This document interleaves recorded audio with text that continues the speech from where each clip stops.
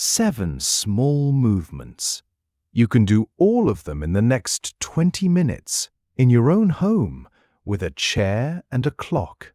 3 of them are the exact assessments a doctor would use in a full risk check, with published numbers to compare against.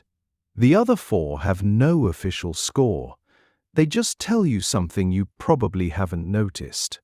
Let's start with the easiest. I am not a doctor, and I have no medical training.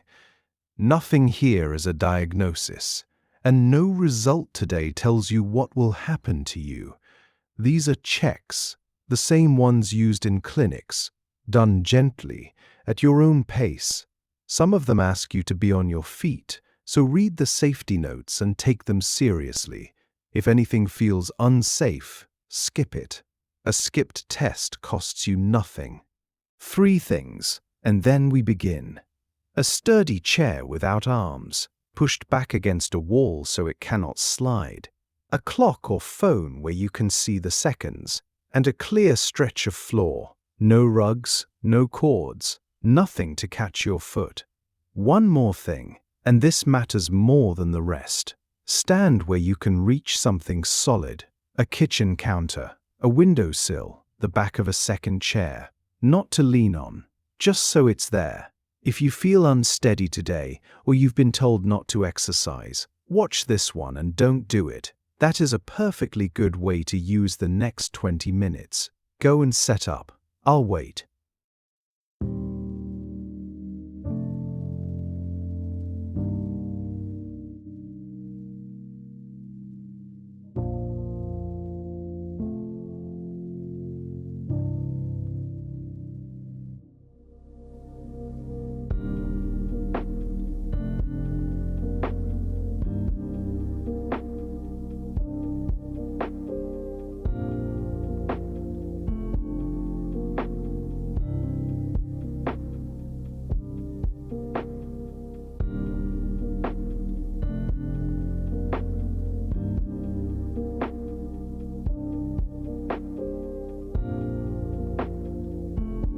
Good. 7 movements. Easiest first. Number 7. Putting on a sock. Standing up. This is the one you already do, most mornings, without thinking of it as a test. Stand up. Next to your counter, hand ready but not touching. Lift one foot, bring it up toward your hands, and go through the motion of pulling on a sock. Then the other side. You are looking for 3 things. Whether you can do it at all without holding on, whether one side is noticeably harder than the other, and whether you wobble. There is no official score for this. It's a yes, a no, or a not quite. This movement asks for 3 things at once, which is why it's a useful opener. Your standing leg has to hold your whole weight. Your balance system has to keep you upright while your center of gravity moves forward and sideways, and your hip has to lift the other leg high enough to reach. Most people who struggle here have quietly changed their routine to avoid it. They sit on the bed to dress.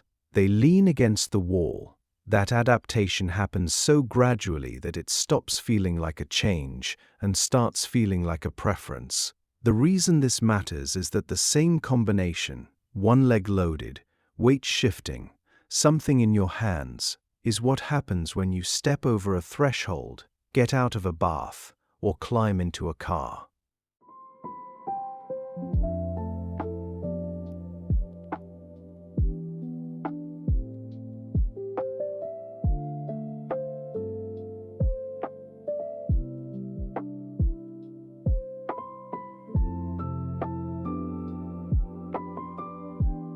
If you found you'd already stopped doing this standing up, that's the thing worth mentioning, not the wobble itself.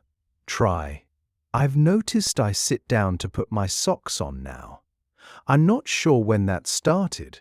Is that worth looking at? Changes people stop noticing are often the most useful thing you can bring in. Number 6. Rising onto your toes, one leg at a time. Stand facing the counter with your fingertips resting on it. Fingertips only, not gripping. Take one foot off the floor. Now rise up onto the toes of the standing foot as high as you can, then lower slowly. Count how many you can do before the height drops noticeably or your heel stops clearing the floor. Then swap sides and count again. The number itself is not the point. The difference between the two sides is your calf muscles do something most people never think about. Every step you take, they push you forward and control the landing. When they weaken, the walk changes before anything hurts. The stride shortens. The feet stay flatter. Stairs become a thing you plan. The reason to compare left with right rather than count against a table is that a difference between your own two sides is much harder to explain away than a low number. Both calves have the same age, the same general health, the same everyday use. If one manages 12 and the other manages 6, the age isn't the reason. That kind of asymmetry can come from an old injury, a hip or back issue, or a nerve problem. And none of those can be sorted out from a count. But it's a concrete, specific thing to report.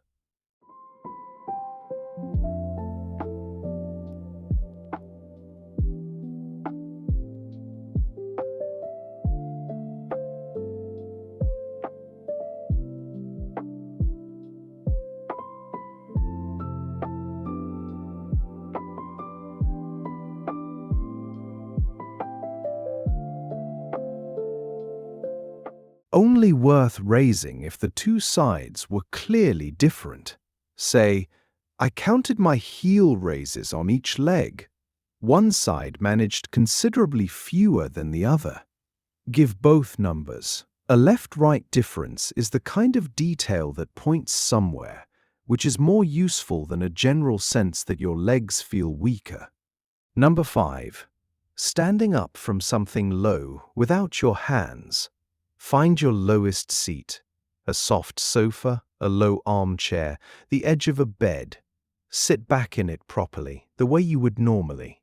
Now fold your arms across your chest and stand up without using them. If you can't, that's the result. Don't strain for it. Don't rock hard to build momentum. And don't try it from anything so low you'd struggle to get back down. This is a yes or a no. The lower the seat, the more your hips and knees have to produce, and the more the movement depends on power rather than strength. Those two words get used interchangeably, so here's the difference. Strength is how much force a muscle can produce. Power is how fast it can produce it. Rising from a low seat is a power movement. You need force quickly, in one go, or you sit back down. Power declines earlier and faster than strength with age. That's why someone can still carry heavy shopping bags, strength, but struggle to get out of a low sofa, power. It also explains why this test can fail while the ordinary chair still feels easy. It's worth knowing which chairs in your own house you can and can't get out of unaided. Most people have never checked.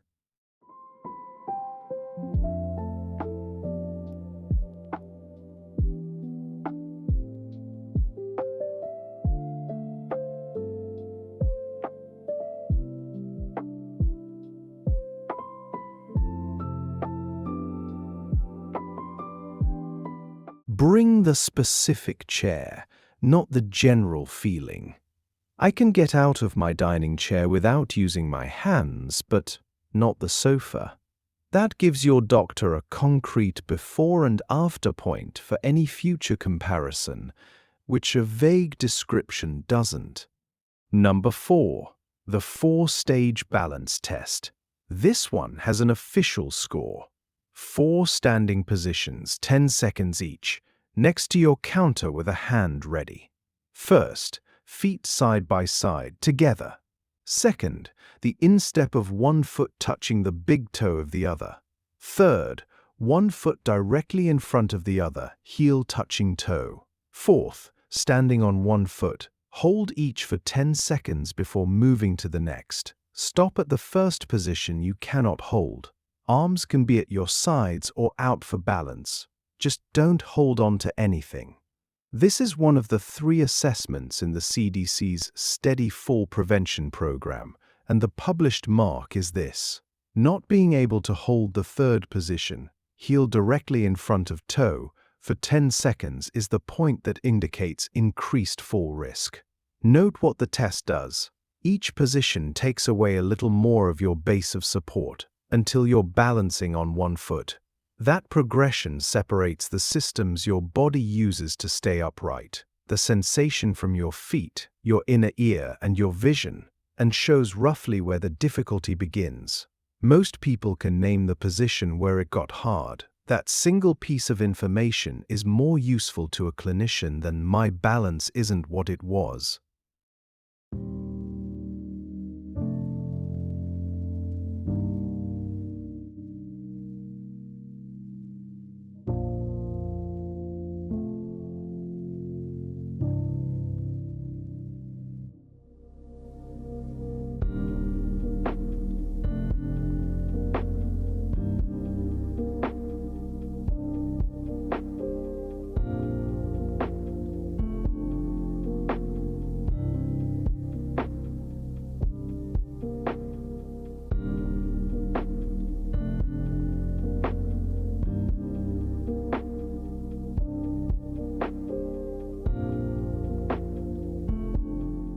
Report the stage, not the feeling.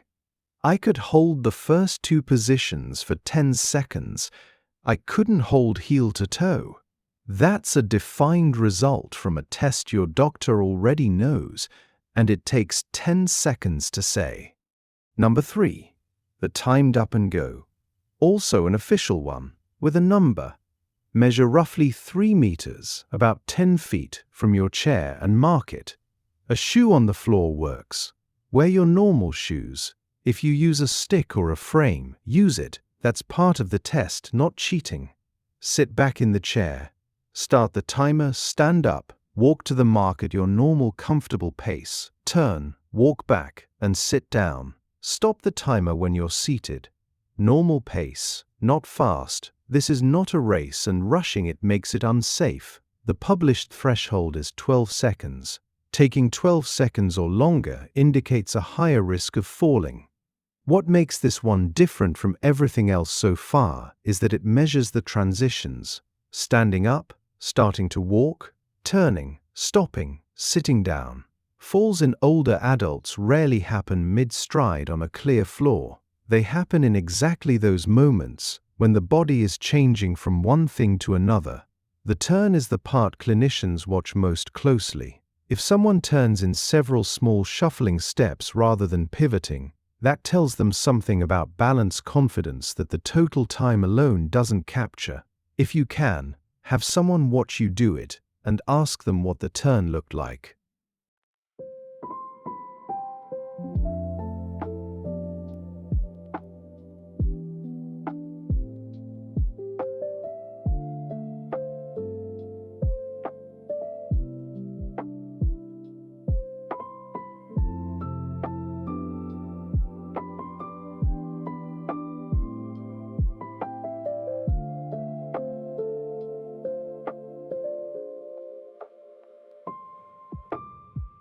Give the time and the observation together.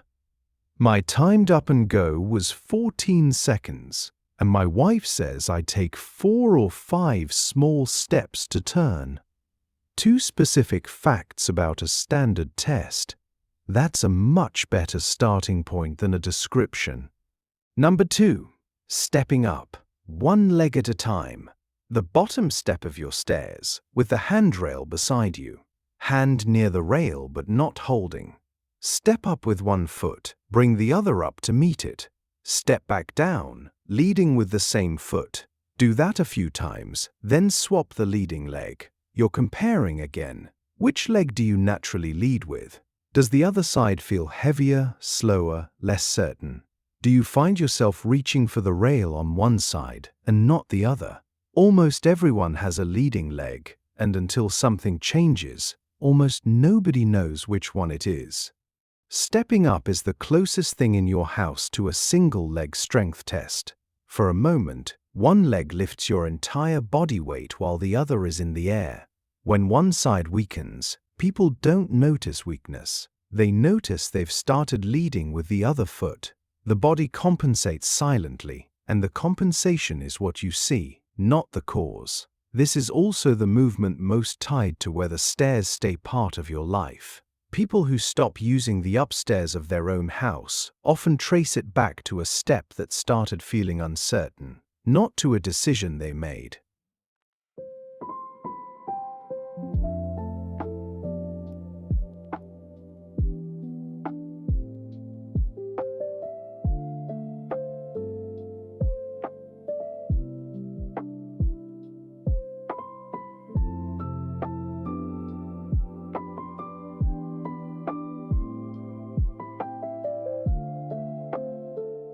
The useful sentence names the behavior, not the sensation.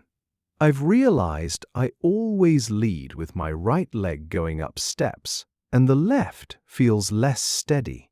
Behaviors you can observe carry further than feelings you have to describe. And number 1, the 30-second chair stand, the one with the full table of numbers. Before you start, sit and rest for a minute. You've done 6 things already, and tiredness will change this number. The chair is against the wall. Sit in the middle of it, feet flat on the floor. Cross your arms over your chest, hands on opposite shoulders. Back straight. When the timer starts, stand all the way up, so hips and knees are straight, then sit all the way down. That's 1. Keep going at a steady pace for 30 seconds. Don't push off the chair or your thighs. If you need your arms, stop the test and note that instead. That's a result too. If you're more than halfway up when time runs out, count it. Here are the published below-average scores. Find your row. Ages 60 to 64, fewer than 14 for men, fewer than 12 for women. 65 to 69, fewer than 12 and fewer than 11. 70 to 74, fewer than 12 and fewer than 10. 75 to 79, fewer than 11 and fewer than 10. 80 to 84, fewer than 10 and fewer than 9. 85 to 89, fewer than 8 for both. 90 to 94, fewer than 7 for men, fewer than 4 for women. The CDC's wording is plain. A below-average score indicates a high risk for falls. But here's the part that changes how you should hear that. Of everything on this list, this is the one that responds. Strength and power are trainable at every age, including the 9th decade, and research on this test suggests that an improvement of 2 repetitions is a meaningful change rather than noise. So the number you just wrote down is not a verdict about your body. It's a starting line, and it's one of the few measurements in health that moves when you work on it.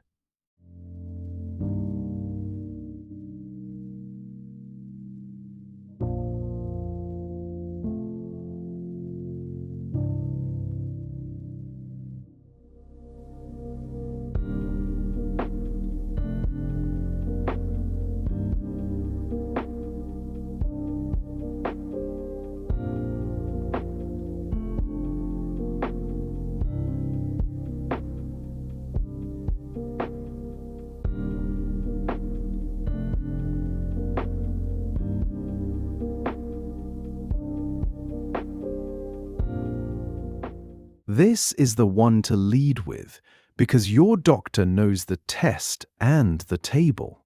I did the CDC 30-second chair stand and got 9. I'm 73. Then the question that matters most on this whole list. Is a referral to a physiotherapist something we should consider? That is the door this number opens, and it's why it's number 1. 7 movements. Here they are, 1 line each. The sock test, whether you can dress standing up, and whether you'd quietly stopped. The heel raise, 1 calf against the other, where a difference between your own 2 sides means more than any number. The low seat, the difference between strength and power, and which chairs in your house you can leave unaided. The 4-stage balance test, the position where it got hard, with heel to toe as the published mark. The timed up and go, 12 seconds, and what your turn looks like. The step test, which leg you lead with and whether you'd noticed. The 30-second chair stand, the full table, and the one number on this list that moves when you work on it. 3 of the 7 have published scores. 4 of them are you against yourself, which is often the harder comparison to dismiss. There's a printable scorecard below this video. 7 rows, today's date, and space for the numbers, so that in 6 months you're comparing against something written down rather than against a memory. That's the real value of a morning like this, not today's numbers. The fact that today's numbers exist at all. Subscribe if this was useful. Now put the chair back.